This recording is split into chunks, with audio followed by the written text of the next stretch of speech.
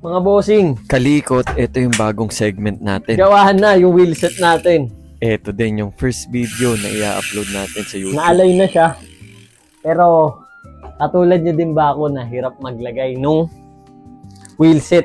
Hirap na hirap ako dahil dito sa FD na to, hindi ko alam kung paano ko ipagsusuksukan. Pero, may napanood ako, try natin. Pwede ka na. Gusto kong simulan to ng silent start. Hindi muna natin i-announce sa muna. page. Wow! Yung mga i-upload natin dito is yung other version ni Board Monkey. Dahil dito, makakapag-bike na tayo. Shout out, Go Pedal. Go Pedal PH. Doon natin pinagawa yung wheelset. Pina-align natin doon. Dahil wala pa si Doc Dennis. And yung napanood ko is binaliktad niya. Sisimulan ko dito yung natatagong passion ko Uy, shit, tubig. sa pagmemekaniko ng bike. Palso! Tumapon pa yung tubig natin. Mamaya na natin linisan. Or, antayin na lang natin matuyo. Palso! Hindi, nasa natin. Yung knowledge ko dito siguro 10% lang. Mga gawaing lalaki. Aantayin matuyo. Ganon din ba kayo? Yari kayo kay misis pag ganon. Palso. Then, eto, parang yung napanood ko is ganito. Binaliktad nila. Tapos parang dumali daw ikabit. Kita ba? Self-taught lang. Simulan natin. Gumawa ng bike studio. Pero YouTube lang yung Nung teacher binaliktad natin. nila yung bike, dumali daw ikabit. Tignan natin kung pwede ka na o palso. Yung discarding ganon. Yung vision ko dito is magkaroon ng magandang bike studio and siguro kapag ka marunong na tayo, Kasi pagka yung normal na pagkabit, hirap na hirap talaga ako. Tingnan natin dito. Ikasa natin sa dulong kadena. tatanggap tayo ng mga customer sa labas. Papabuild, papaayos, tatanggapin natin yan. And syempre dito sa channel na to, hanep may channel, maglalagay din tayo ng review sa mga gamit na bibili natin or makukuha natin, pero it's all about bike. Bike lang, strictly bike lang. Etong first video ko, mali pa yung geometry, pang Facebook and TikTok. Pero next video natin, gagawan ko na ng landscape. Matagal ko nang gusto to. Testing na, testing. Mukhang mapapahiya ako sa inyo ah. Naniniwala ako na lahat nagsimula sa hindi magaling. Time yung best teacher. Practice. Pasok ka sa...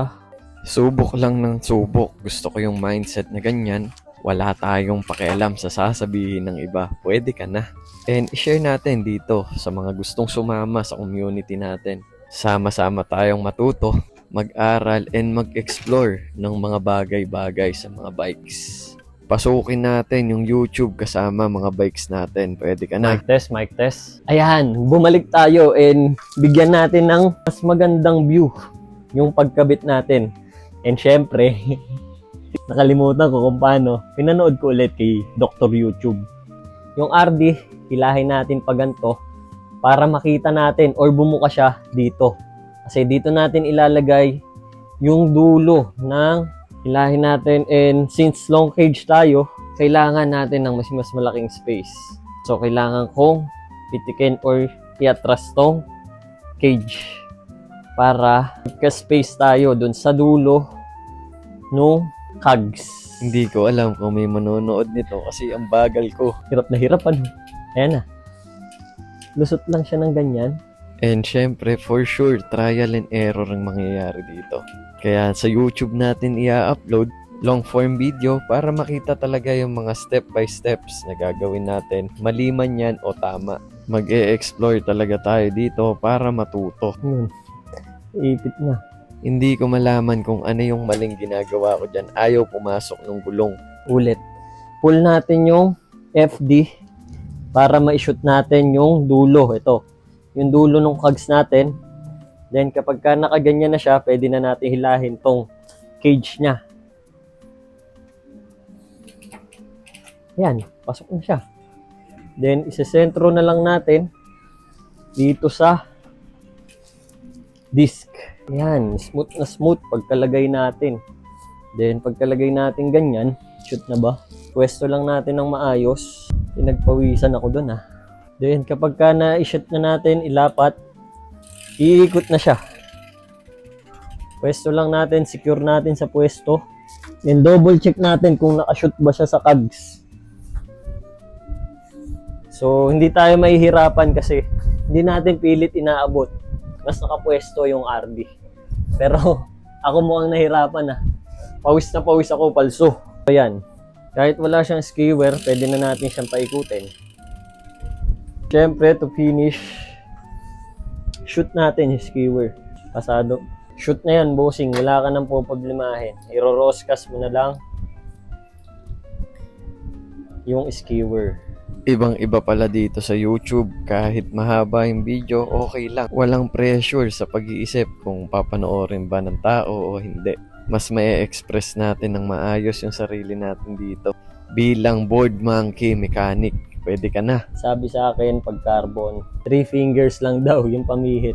Huwag daw nating ifo-4 kasi masyado nang malakas yung puwersa ng 4 na daliri.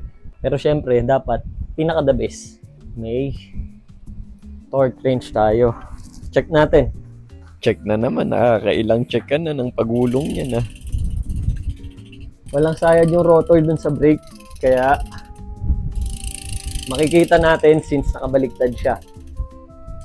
Makikita natin kung sumasayad. Pwede ka no? Then, check natin. Tara, tayo natin si Ghost Project.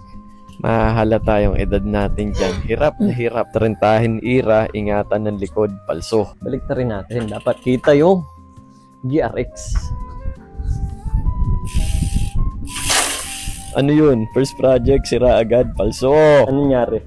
Okay naman, napuwersa lang siguro kasi nasa dulong cogs, palusot. Testing natin. Yan. Nakabit na natin siya nang hindi tayo masyadong nahihirapan. Pwede ka na.